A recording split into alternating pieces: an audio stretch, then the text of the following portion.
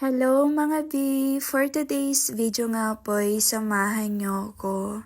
Pagkatapos ko nga pong maaksidente ay ngayon lang po ulit ako lalabas. Opo, for today's video lang kasi kailangan ko na po talagang lumabas mga B. Oo, kahit na hindi pa gaanong magaling yung sa sugat ko pero nakakalakad naman na po ako. Kaya for the go, tara na, let's go!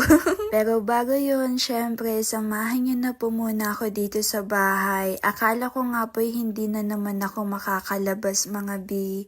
Kasi nga po pagkagising ko hutik, napakalakas ng ulan. Oo.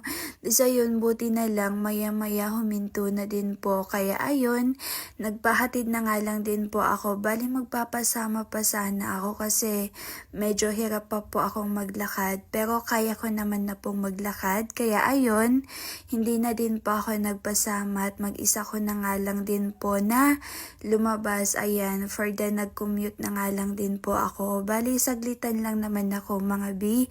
Opo, nagpa-enroll lang po ako saglit. Then, ayun, hindi na din pala ako kumain sa labas kasi pagkaalis ko po sa bahay, kumain naman na po ako. Nag-breakfast po ako. Tapos, ayun, uminom ako ng gatas. Then, ayan, bali dito na nga lang din po ako sa bahay kumain kasi alam ko na may masarap kaming ulam. Hindi kasi bago po kasi ako umalis, biglang dumating si Apong, yung lolo ko po, ayan, yung lolo ko, ayun, tas mayroon siyang dala na yung bangus, napakalaki nga nun mga bitas, ayun, parang yun yung inaasahan ko na ulam ko talaga, kaya hindi na din talaga ako kumain sa labas mga B.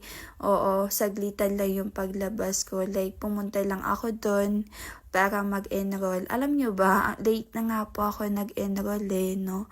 Kasi halos late ako ng mga Akala ko nga hindi na ako makaka-enroll. Pero ayun, buti na lang nakapag-enroll pa rin po ako mga B. At ayun, bale ito na pala yung kinahaponan. Ayan, andyan na ako ngayon sa bahay, malapit sa may plaza. At hinatidan na nga lang din pa ako ng kapatid ko ng gatas. Tapos, tinapay, opo. Pero nakakalakad naman na ako dyan sa part na yan. Pero ayun, parang ayaw ko pa masyadong maglakad. Ay, ayaw ko pa masyadong maglakad. Hindi, sadyang tamad lang talaga.